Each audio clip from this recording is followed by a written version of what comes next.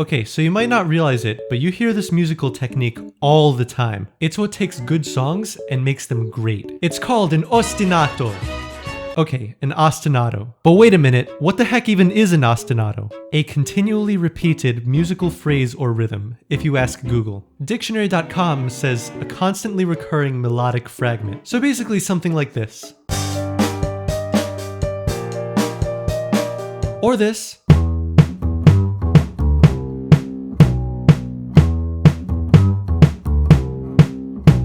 Or this.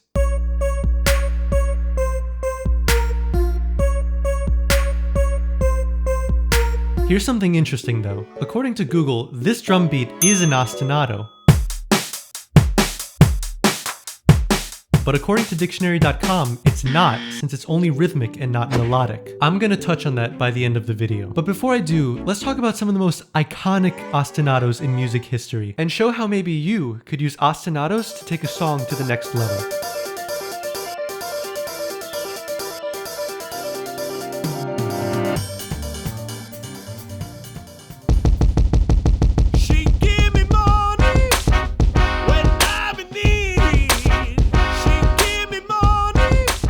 The first ostinato we're gonna look at, and honestly maybe the most awesome ostinato, comes from the 2005 smash hit Gold Digger by Ye, formerly known as Kanye West. She give me money when I'm in need. She give me money when I'm in need. This vocal sample is actually not Jamie Foxx, despite what the title might suggest. It comes from Ray Charles' 1954 blues anthem called I Got a Woman. Oh yeah.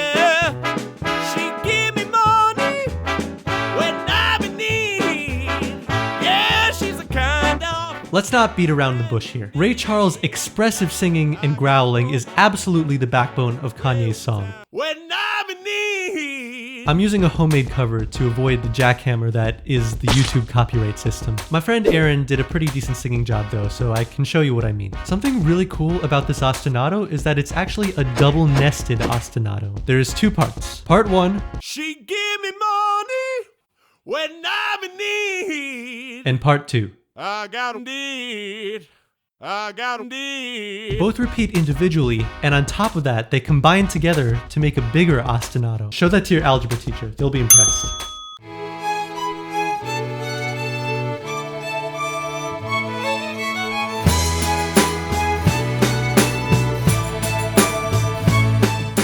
This next ostinato that you've certainly heard is from the Verve's 1997 smash hit, Bittersweet Symphony.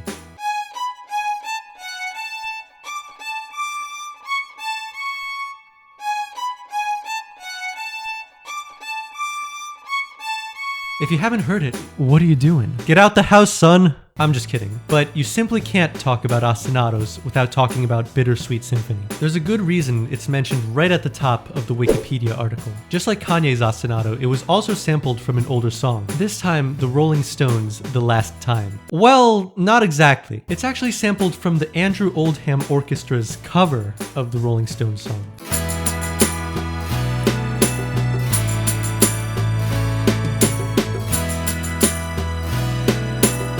But even that isn't the full picture. The violin that plays on top, you know, the part that people actually care about, is not a sample. It's actually played by an unknown group of violinists hired by the Verve themselves.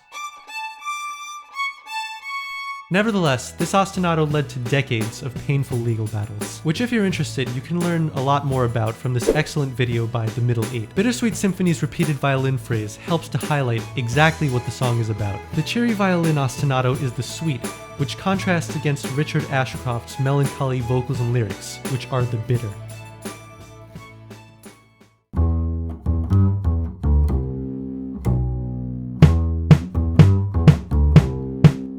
Okay, let's get this out of the way.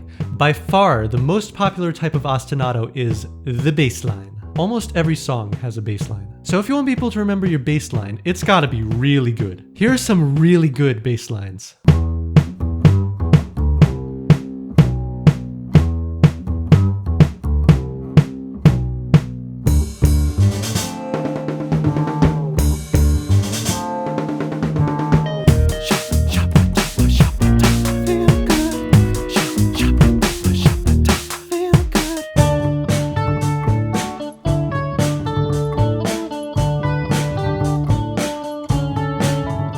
My personal favorite bass ostinato has to be Gorillaz' 2005 banger, Feel Good Inc.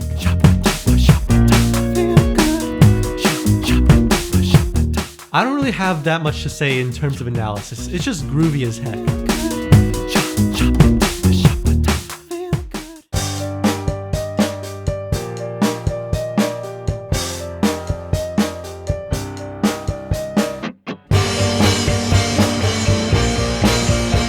Okay, let's talk about the pop rock metal hip hop icons of everybody's childhood, Linkin Park. These guys are absolute musical juggernauts for a lot of different reasons. Something you might not know about them though is that, believe it or not, almost all of their songs have some kind of ostinato. I'm gonna talk about two of their most acclaimed songs, What I've Done and Faint. This incredibly emotional Optimus Prime theme is entirely based around this simple piano ostinato. What I love about this line is how elegantly it fits over all four main chords of the song.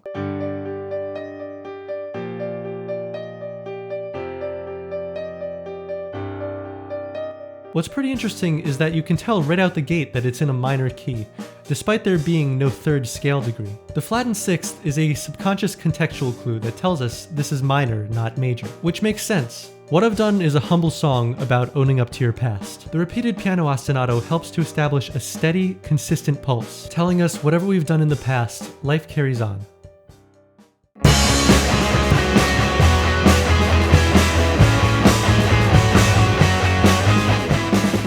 Linkin Park's Faint also has an amazing ostinato, although it's strikingly different from the one we hear in What I've Done.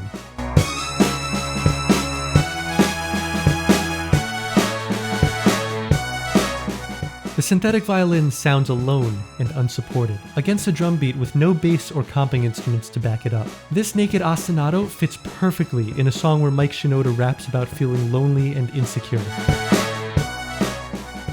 Okay, next ostinato.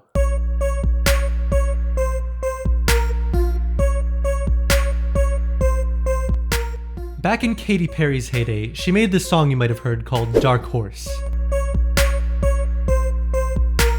Dark Horse's simple ostinato, played on a breathy synth, adds some serious depth to what would otherwise sound like a very empty song. I would argue that this ostinato is what made the song a hit, being even catchier than the melody itself. This song brought Katy Perry incredible success and notoriety. Until she got sued. Yup, in 2014, Katy Perry got sued by a Christian rapper named Flame. He thought her ostinato from Dark Horse sounded too similar to an earlier ostinato that he wrote from a song called Joyful Noise.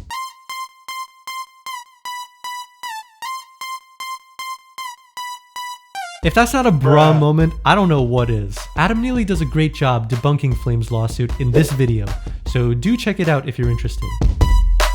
You may have noticed that most of the songs I showed you in this video are rock or hip-hop. Don't be fooled though. Pretty much every genre of music uses ostinatos, in some way or another. If you have a really sharp eye, you might have noticed something else interesting. A lot of the ostinatos that I talked about in this video were in some way or another subject to major legal disputes. Kanye West actually had Jamie Foxx sing a bastardized version of Ray Charles, in case he couldn't get legal clearance to use the real thing. She take my money when I'm in need. Rapper Vanilla Ice tried to use Queen's Under Pressure ostinato, without giving any credit to Queen. Ding ding ding diggy ding ding. Ding ding ding ding. That's the way theirs goes. Ours goes ding ding ding diggy ding ding. It's not the same. Katy Perry got dragged through a nonsense lawsuit by some loser rapper that nobody's ever heard of. And don't even get me started on Bittersweet Symphony. Richard Ashcroft, you know, the guy who actually wrote the song, didn't make 1 penny off of his own platinum hit for almost 2 decades. All because of the Rolling Stones' a-hole manager. Funny enough, after that manager died, Ashcroft was finally able to reclaim the rights to his song, only after many years of losing out on potentially millions of dollars of revenue. So, why do I bring all that up? Honestly, I don't know. I just thought it was kind of interesting. I guess the lesson here is don't write good ostinatos unless you enjoy sitting in a courtroom. I'm just kidding, write good music. You should always be trying your best to write good music. So back to my earlier question, who has the better definition for ostinato, Google or dictionary.com? To me, the answer is absolutely Dictionary.com. According to Google, a simple drum beat is technically an ostinato. To me at least though, this doesn't really feel like it fits the spirit of an ostinato. Drum beats are naturally repetitive, and most songs have them. To me at least, an ostinato is something kinda unique and special that a lot of songs have, but a lot of songs don't. When I think of an ostinato, I think of a short and importantly, melodic fragment. That's just my opinion though. If you disagree, please do let me know why. That's gonna be it for this video. I appreciate those of you who stuck around all the way to the end. See you next time!